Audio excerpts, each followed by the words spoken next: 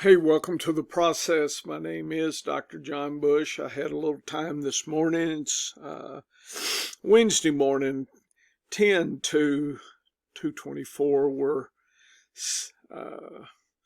This is a great season. A lot of uncertainty flying. We'll talk more in the podcast, Dennis and I, but thought I'd just go over the snaps data a little bit. And add to the figures. Again, I make all my figures to be visual for visual learners. I don't cover every aspect. Part of my philosophy is you need to take these steps to learn. We're trying to get you to understand the scientific method and data analysis, right? So I give you the visuals, I colorize, I choose aspects of the metrics that I focus on. This is stuff that I'm doing for myself, I would do regardless of anything else. So first thing I'm interested in, I look at each week, I look at the teams by positions, looking at the average snaps, calculate the team usage based on snaps, and then I like to see where the scoring's coming from. Most of the time it is RBs, at least in these metrics, because there's fewer RBs being used, sometimes up to 6 wide receivers, 2, 3 tight ends. So some of the scoring could get muddled, but at least you can see if there's anything different than you might think. So the order would be kind of like Arizona. That would be a little low on wide receivers, but definitely a healthy RB score here. And how do I measure scoring? PPR points per snap, average for all the running backs for the first 4 weeks. Okay. 25% usage is, it is what it is. We'll look at usages in positions in just a second. But you can see as far as usages, Arizona loves their tight ends. Okay. Atlanta doesn't. Kyle Pitts, poor Kyle Pitts, and this was last year too, folks. Another reason I didn't draft him. Okay. I understand the talent's there. He needs to go to Arizona or replace Mark Andrews somewhere else where they can use in the 30s and 40% of the snaps. He's being underutilized. Atlanta's putting all their eggs in the wide receiver basket, a little bit, obviously, in the running back. Baltimore is balanced throughout. Okay, that's interesting. So some teams are skewed this way. Atlanta. Okay, so maybe some of the deeper wide receivers are worth your time. People are looking at Mooney and Ray McLeod. I understand that might be a desperation play, but that play is backed up by this metric here. 48% is kick butt. I think it's the most in the league. So you hadn't heard about that. How come? Well, I don't know what everybody else is doing, but that intrigues me. So scan through here, take notes in your diary, make moves on waivers, trades, etc. here, daily fantasy sports, player props, whatever. Use this as a foundation. This is not the end. This is the beginning. Okay? If you're looking for figures for the end, you just want somebody to tell you what to do. That's not why we play fantasy. Come on, folks. Let's see, what's next? Here's Chicago. Let's see. Skewed to the wide receivers here. You can see that. Cincinnati, though, is more balanced. So Cincinnati and Baltimore tend to be more balanced teams. If you want to track some things, I have not tracked team snap usage schemes and distributions versus wins, losses versus, team props, over-unders. And none of that have made any connections. Okay, I just make note that there are differences. It is not vanilla, folks. Look at that. There's big differences in some teams and how they do it. In other words, Carolina, Chicago, and Cleveland look a lot the same. Cincinnati jumps out. It doesn't look the same. Okay, look at the scoring. 34 here is one of the higher ones. If my RBs were scoring that well, look, you can see it. 0.03 fantasy points per snap. That's pretty damn amazing. Denver. So Dallas, Denver, Detroit. Green Bay, a little bit different. A little bit higher with the RBs, with Josh Jacobs. Okay. So you can spot why why teams do things that other teams don't do. Okay. So just go through here. Let's see what else. Jacksonville, definitely different. Kansas City, look at the tight ends. Kelsey may be starting to get it done, but they are skewing things to the tight end and the wide receivers. So I know Rice is down. Wonder what happens. But in other words, if they were trying to find a replacement on a team like Atlanta, since they give a lot of snaps to the wide receivers, you would think, hey, that could have some impact. I just don't know here. 31% is sad for usage, folks. Sad. Extra sad. Here's another's. These teams kind of look the same. Miami doesn't score anywhere. Look at that. This is pathetic scoring here. Sad. Extra sad. Look at Las Vegas is doing fairly well here, but boy, they don't use their tight ends. Rams, Chargers. There's some sad tight end scoring this year, and you can find it right in here. New England, Hunter Henry, there it is. Look at 40%. That's nice. 34%. Imagine when Hawkinson gets back. I think that's going to go up. So that's encouraging. Still giving some nice snaps here. They're not giving up on the tight end position here. Giants, all about that are WRs right there. And look where the scoring's coming from. Okay. New Orleans, interesting with the tight ends. Okay. So there's a lot of secrets just can be looked at. This is this top-down landscape view of things. I think it's very educational to go through here and see things. Look at the Jets. Lots to the tight end. Tight end doesn't score. That is Conklin. That is so sad. Look at that. I don't know what that means. You would think they'd be putting more here, Rodgers. Right here, look. 34 is sad. Philly loves Goddard. There it is, 36. Okay, hadn't helped a lot, but pretty good. That kind of thing. So take a look at Seattle's RBs. Look at this. Look at the scoring with how efficient Seattle is with 36%. But look at the scoring. It's so nice. 0.03.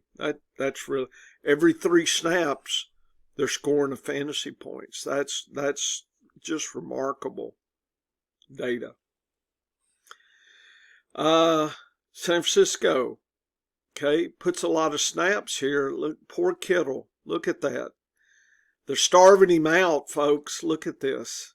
I need some more. I need in the 30s, 35. Washington. Ertz has been doing it. Why? Hadn't been scoring, but they've been trying to get him to score. 35%. So you can go through, make notes about each team's overall usage. I think there's secrets here, and I think it gives you a way to look at things that I don't hear people talk about on the radio or anything that I know of. And I just hadn't had time to do all this, to the deeper aspect of these metrics, what it means. But I like to at least frame each team to understand what they do. And I would use this in next year's drafts, not this data, but whatever the end of the season. Okay. And if Atlanta doesn't pick up its tight end usage, I'm probably not going to mess with Pitts. If something happens, say a new coach or something, and those numbers went up into the 30s, that would get my attention. Right now, it's not. So take a look at that, see what this will do for you. I then use this data and get a feel for the top teams and the bottom teams in usages for running backs. Here are the top teams. Seattle, number 1. San Francisco, number 2. Imagine CMC. Please come back. Cincinnati, Baltimore, Tennessee, Miami, Chargers, Washington, all about that. Is it any wonder? Look at the sadness. Buffalo, what are you doing? Cooks, imagine Cooks was on Seattle's team. Look at the usage. Wow. So, people complaining about Dallas RBs. Well, they're starving them out. Okay? That's not good. And then you can look at scoring. So look at Detroit and Buffalo. Those RBs, it is so heroic based on the usage, and they're still getting it done. Look at the Giants, on the other hand. Poor Singletary. Not being used, and when he is, it's not scoring. That's sad. Very sad. Look at Miami up at the top. Highly used, sad, scoring. San Francisco, do they need CMC or what? I know Mason's good, but overall, all the RB positions. So I graph this. Take a look at the player snaps in the bar. Okay, you can see that goes down versus usage. That kind of makes sense. And the scoring is going to be different. So you can key in, especially notice these teams above the snaps. Look at Cincinnati. Okay, look at Washington. Look at the Jets. Look at Detroit. Look at Buffalo. Just jump out here. Opposite. Look at Cleveland. That's sad. Look at KC. Extra sad. Look right here. Jacksonville. Miami. San Francisco. So sad. Look at that. Giants. So sad. So you can spot the problem. Just this chart tells the story to me. So you can look. Tight ends. I don't know what's going on with Schultz. He's not scoring, but he's being used, folks. You hope that gets turned around. Just make note of that. Maybe people may have given up on Schultz. I'm just saying, usage-wise says don't give up yet. But I understand you got to eat, and you're not eating right now. Okay. Fantasy points per snaps, 19 is the highest. And that is, who is that? That is New Orleans, believe it or not. Cincinnati's good. Tennessee's pretty good. Is that Miami's good? Look at that. Look at the sad ones. Denver, sad. Giants, sad. Rams, sad. So take a look at that. And you can look again. And notice the green line, because the scoring's so sucky. None of them are above. So there's a lot more wasted snaps than scoring. But you can still see the high points here. You can find those teams and make note of that. Wide receivers, here are the best usages, but the underscore. Atlanta and who is that? Denver. Highly used, underscoring. Does that change? I'm just saying you can spot the problems here. The best, Seattle, folks. And look how great Washington and the Jets are. People say Aaron Rodgers and so, folks, given the usage, this scoring is not bad. Okay. The problem with the Jets is they need to be up in the mids. They're not. So I don't know what's preventing them from going there. And then, again, Denver's so sad and Atlanta's sad. They were underutilized. So Atlanta's using 48%. That's crazy usage. 31. Kansas City, once again, there is. How does that team seem to do it with nothing? They just amaze me every year how good they are with underutilizing their WRs. And Baltimore's another one. You can look at that. And you can find the highs and the lows, especially the green bar relative to the orange bars there for usages. Okay. Continuing on. Looking at players, and now we can look at trends. You can see the shifts, good or bad. And here's the scoring for the players. And you could spot things. This week, Bride was out. Higgins, I highlighting oranges of interest. Scoring, these days, not bad for tight ends. Wilson and Dorsich, nice scoring right here, and nice snaps. So go through each team and find things. Look at people spotted. Algier, look at Tyler jumping up. Doubled his first week snaps, okay? Almost doubled second. So don't know. Look at Bijan going down. Uh-oh, that's not good. And look at the scoring level. Nice. So Algier, somebody on the rise here. Nice usage, Mooney and Cloud, just the scoring. But you know what? They're scoring as good as Drake London. So there you go. Kyle Pitts.